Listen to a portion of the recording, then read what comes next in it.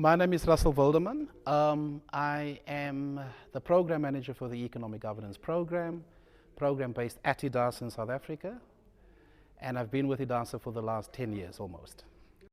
A public budget is basically an expression of a government's priorities. The famous economist Joseph Schumpeter used to say that when you look at a budget, it's completely naked.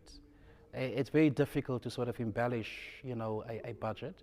So it's literally the most naked form of expression of what the government wishes to do, its particular policy and political priorities. And it's a way of giving expression to its service delivery mandate and its political mandate. It's an extremely important document. I think, first of all, there's an emerging consensus that it's difficult to do budgets without taking into account what people actually experience on the ground. In the past, you had this kind of top-down approach where governments basically took decisions on where's the best possible way of investing resources. It's becoming increasingly harder, and the decentralization and devolution of responsibilities to local government levels is beginning to give expression to this idea that you need to consult in order to build a better budget. So there's the old classic idea of allocative efficiency. Where best can you spend your money, where you can best register certain kind of results.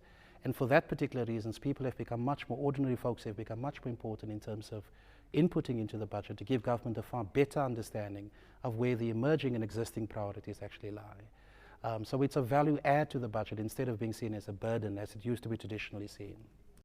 I think initially budget work is difficult under different circumstances. In developing countries often there's lack of information, and governments tend to act in a very dismissive way as far as budget work and budget advocacy groups are concerned. Initially, I think the responsibility of civil society is to create a storm, is to create an awareness that there's a particular issue that needs to be addressed.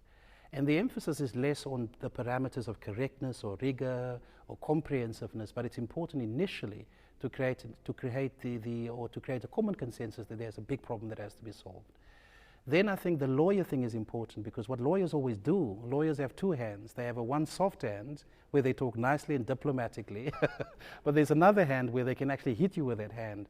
And I think budget groups always need to function like lawyers and, in fact, incorporate legal expertise within their advocacy campaigns.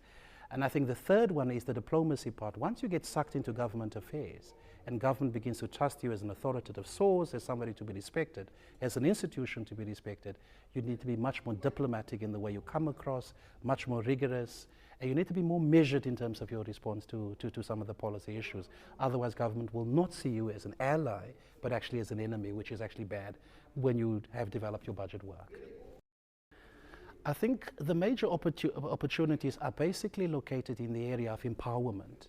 I think most people feel once they're able to access a budget, begin to understand a budget and analyze it meaningfully, the understanding of the country's priorities, their place in that kind of history and evolving history becomes a bit more secure.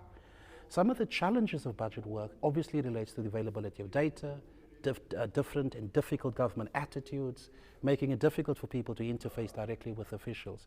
But I tend to think the opportunities far outweigh the challenges, and I would urge every budget group, emerging or new, to keep on going with the good stuff they're doing.